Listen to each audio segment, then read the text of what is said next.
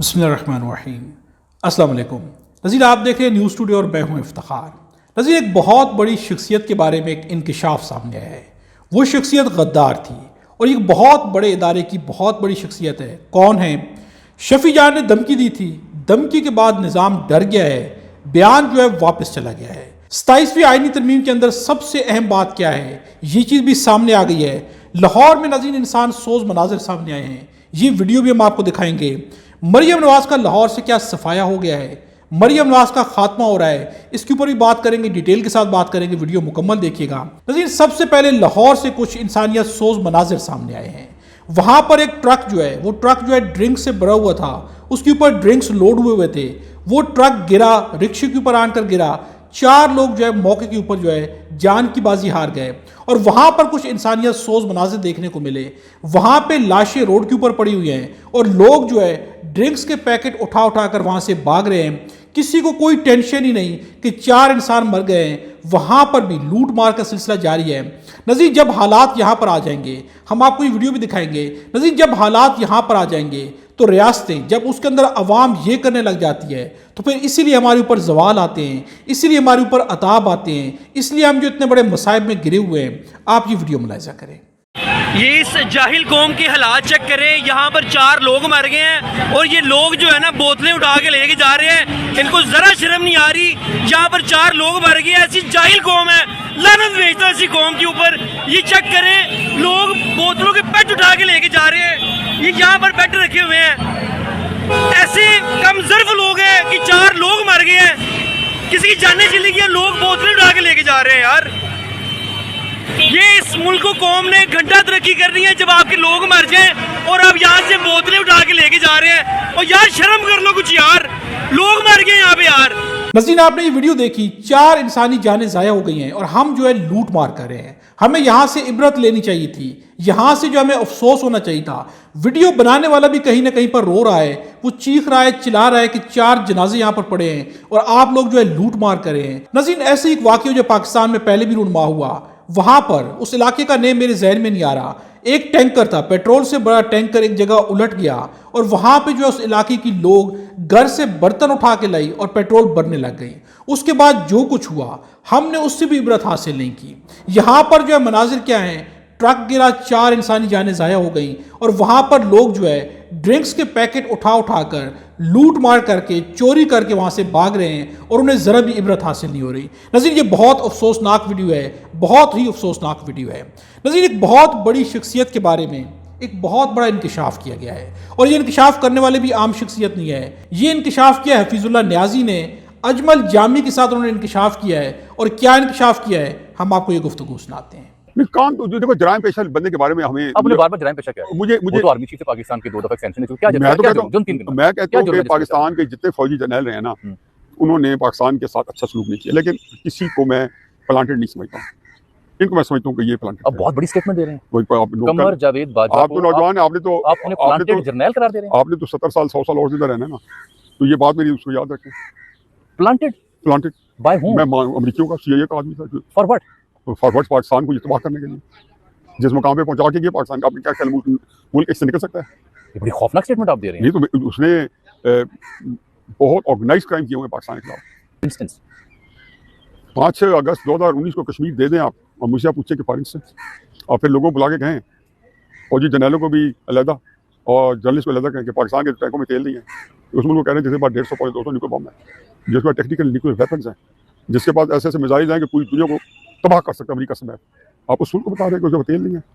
क्या टैंकों ने लड़ना हिंदुस्तान के साथ? नज़ीर, ये इंकिशाफ जनरल बाजवा के बारे में किया जा रहा है। यहाँ पर वाज़े तौर पर हफीजुल्लाह न्याजी जो है क्लेम कर रहे हैं, कह रहे हैं कि वो गद्दार थे, CIA के एजेंट थे, पाकिस्तान के दुश्मन थे, सबसे ज़्यादा पाकिस्तान को नुकसान पहुंचा रहे थे। उन्होंने इमरान खान की हुकूमत अमेरिका के कहने पर गिराई। ये सारे इंकिशाफात जो हफीजुल्लाह न्याजी ने खुलेआम करके रख दिए हैं। नज़ीर, इमरान खान चीखते रहे, चिल्लाते रहे कि मुझे अमेरिका ने निकलवाया, मेरे खिलाफ अदम एतमाद जो है अमेरिका लेकर आया, लेकिन किसी ने उनकी बात पर कोई तवज्जो ही नहीं दी। उन्हें कहा गया कि झूठ बोल रहे हैं, ऐसा कुछ भी नहीं है। और आज हफीजुल्लाह न्याजी भी इस बात का इतराफ़ करते हुए नजर आते हैं कि जनरल बाजवा ने क्या कुछ नहीं किया। क्या जनरल बाजवा के खिलाफ भी कोई एक्शन लिया जाएगा? क्या जनरल बाजवा को भी यहाँ पर गद्दार कहा जाएगा? यहाँ पर तो हफीजुल्लाह न्याजी की अगर बात को सामने रखा जाए और जिस तरह की वो बात कर रहे हैं, अजमल जामी बार बार पूछ रहे हैं کہ آپ کیا کہہ رہے ہیں, آپ کس شخصیت کے بارے میں کہہ رہے ہیں.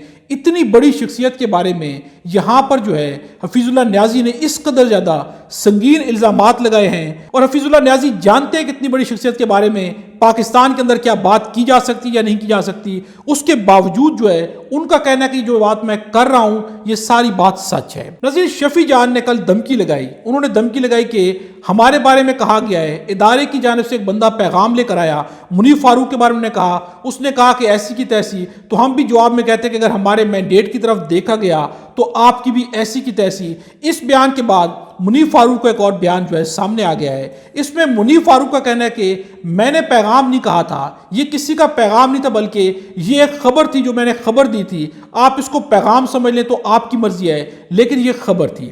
یہاں پر منیف فاروق جو ہے پیچھے ہٹتے ہوئے نظر آتے ہیں. ہم آپ کو یہ بیان سناتے ہیں. انہوں نے کہا جی کہ ایک ادارے کی جانب سے کسی بندے نے پیغام دیا. مسئلہ یہ ہے کہ وہ خبر کو بھی پیغام کہتے ہیں تو وہ سمجھتے رہیں, لیکن بھائی یہ تو خبر تھی اور وہی پالیسی تھی جو تھی, اور یہ اسی پالیسی کا تسلسل ہے جو ماضی میں بھی رہی. اس میں کچھ اچھا ہو جائے, کچھ برا ہو جائے, کچھ خراب ہو جائے, کچھ صحیح ہو جائے, اس کے بارے میں آپ کچھ نہیں کہہ سکتے. وہ ایشو اپنی جگہ موجود تھا, موجود رہے گا. لیکن اگر انہوں نے بھی کہہ دیا ہمارے مینڈیٹ کی طرف اگر کسی نے دیکھا تو اس کی بھی ایسی کی تیسی. بہت اچھی بات ہے, آپ کے پاس پورا اختیار ہے کہ آپ اپنے مینڈیٹ کی حفاظت کریں, اس لیے کہ 90 سے زیادہ ایم پیز نے الیکٹ کیا ہے سہیل آفریدی صاحب کو, ان کے پاس پورا مینڈیٹ ہے. ناظرین, آپ نے منیف فاروق کی گفتگو سنی, لگ ایسے رہا ہے کہ جیسے وہاں سے جو ریئیکشن آیا ہے اس کے بعد جو ہے منیف فاروق کو بھی تھوڑی سی ٹینشن محسوس ہوئی ہے, تھوڑی سی تشویش لاحق ہوئی ہے. اپنے بیان کی وضاحتیں دینے پر آ گئے ہیں. ان کا کہنا ہے کہ میں نے پیغام نہیں دیا تھا, میں نے ایک خبر دی تھی, اور خبر تو خبر ہوتی ہے, آپ اس کو مانے یا نہ مانے. لیکن یقیناً یہاں پر دھمکی کارگر ثابت ہوئی ہے.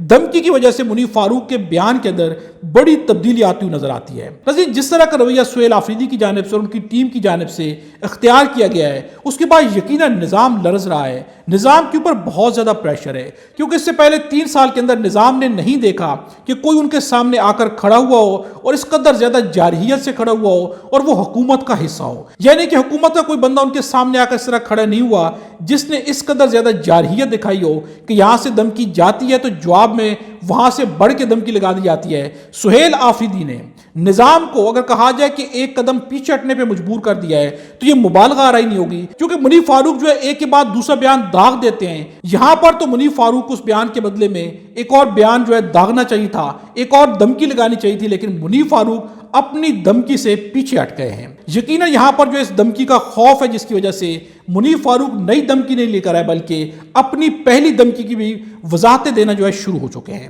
ناظرین, 27ویں آئینی ترمیم, اس کے بارے میں بڑی باتیں ہو رہی تھی, کہا گیا کہ یہ نہیں آئے گی, کہیں پر 27ویں آئینی ترمیم کی کوئی بات ہی نہیں کی جا رہی. لیکن آج جو ہے بلاول بھٹو نے ایک ٹویٹ کیا ہے اور انہوں نے 27ویں آئینی ترمیم کے بارے میں کھل کے کہہ دیا ہے کہ 27ویں آئینی ترمیم نہ صرف آ رہی ہے بلکہ اس کے اندر کیا کیا پوائنٹس ہیں. انہوں نے جو پوائنٹس بیان کیے ہیں, 27ویں ترمیم میں آئینی عدالت کے قیام, ایگزیکٹو مجسٹریٹ کی بحالی, ججوں کے تبادلے, NFC میں صوبائی حصے کی تحفظ کو ختم کرنے, آرٹیکل 243 میں ترمیم. سب سے امپورٹنٹ جو پوائنٹ ہے وہ آرٹیکل 243 ہے. نظیر, یہ کیا ہے اور اس میں ترمیم کیا ہو سکتی ہے, اس پر ہم بات کریں گے. تعلیم اور آبادی کی منصوبہ بندی کے اختیارات کو وفاق کو واپس دینے اور الیکشن کمیشن کی تقرری سے متعلق ڈیڈ لاک ختم کرنے کی تجاویز شامل ہیں, یہ کہنا ہے بلاول بھٹو کا. اس میں سب سے امپورٹنٹ چیز, باقی ساری چیزیں آپ کے سامنے ہیں, سب سے امپورٹنٹ جو پوائنٹ ہے وہ ہے آرٹیکل 243. نظیر, آرٹیکل 243 جو ہے یہ ملٹری کے بارے میں ہے, آرمڈ فورسز کے بارے میں ہے, ان کے اختیارات کے بارے میں ہے. یعنی صدر پاکستان جو ہے ان کے اختیارات ہیں وہ جو ہے کسی بھی, چاہے وہ جو ایئر فورس ہو, نیوی ہو یا ملٹری ہو, ان کی لیڈرشپ کے اندر جو ہے تبدیلی جب بھی پرائم منسٹر جو ہے سجیسٹ کریں گے تو اسے فائنل کرنا ہوتا ہے, اس کا آرڈر کرنا ہوتا ہے صدر پاکستان نے. ان کے پاس اختیارات ہوتے ہیں, ان تمام عہدوں کے اختیارات جو ہے صدر پاکستان کے پاس ہوتے ہیں. ان کی سیلری کے بارے میں, ان کی مراحت کے بارے میں, ان کے عہدوں کے بارے میں تمام اختیارات جو ہے صدر پاکستان کے پاس ہوتے ہیں. لیکن اب جو اس بات پر تشویش پائی جاتی ہے کہ اس کے اندر کیا تبدیلی کی جا سکتی ہے. ممکنہ طور پر جو چیزیں سامنے آ رہی ہیں, کیا فیلڈ مارشل کے عہدے کو لائف ٹائم کر دیا جائے گا, کیا یہ تبدیلی لائی جائے گی کہ جب تک فیلڈ مارشل جو ہے وہ زندہ ہوں گے تو کوئی بھی دوسرا آرمی چیف نہیں آ سکتا, ان کی موجودگی میں وہی آرمی چیف رہیں گے, یا کسی بھی آرمی چیف کی تقرری ہو یا باقی جتنی بھی فورسز ہیں ان کی قیادت کی تقرری ہو, کیا وہ فیلڈ مارشل کریں گے, کیا ان کو اختیارات دے دیے جائیں گے. یعنی صدر پاکستان کے اختیارات جو ہے کیا فیلڈ مارشل کو شفٹ کر دیے جائیں گے. نظر, اس بارے میں کچھ ممکنہ چیزیں جو ہے سامنے آ رہی ہیں کہ یہ سب کچھ ہو سکتا ہے, لیکن ابھی تک یہ بات سامنے نہیں آئی کہ اس کے اندر کیا تبدیلی کی جائے گی. لیکن یقیناً جو اس کے اندر کوئی بڑی تبدیلی کی جائے گی. اب وہ تبدیلی کیا ہوتی ہے وقت کے ساتھ وہ بھی سامنے آ جائے گی. نظر, ایک اور امپورٹنٹ چیز, مریم نواز کے پوسٹر لاہور سے ہٹا دیے گئے ہیں. सुबह भी हमने आपके सामने रखा कि उनके पोस्टर जो है कंटोनमेंट के अंदर से भी हटा दिए गए हैं। आर्मी चीफ का विजिट था, उसके बाद उनके पोस्टर्स वहां से हटा दिए गए। मुनीर फारूक की खबर देना है। मुनीर फारूक का कहना है कि विफाक का सारा फोकस पंजाब पर है कि किस तरह पंजाब को टर्न अराउंड किया जाए, पंजाब को नए projects health, education, transport, smoke management से ओवरलोड कर दिया जाए, ताकि लोग ये कहने पर मजबूर हो जाए कि वज़ीर आला काम कर रही हैं, वेली नहीं बैठी हुई। यह नहीं कि उनके बारे में कहा जाए कि वो ऐसे नहीं बैठी हुई, बल्कि मुसलसल काम की जा रहे हैं। मरियम नवाज की प्रोग्रेस को शो कराना है। ये शो कराना है कि मरियम नवाज ने बड़े बड़े प्रोजेक्ट्स लगा दिए हैं। वफाक की सारी तवज्जो इस बात के ऊपर है, लेकिन नज़ीर मरियम नवाज कहीं पर भी कामयाब नहीं हुई हैं।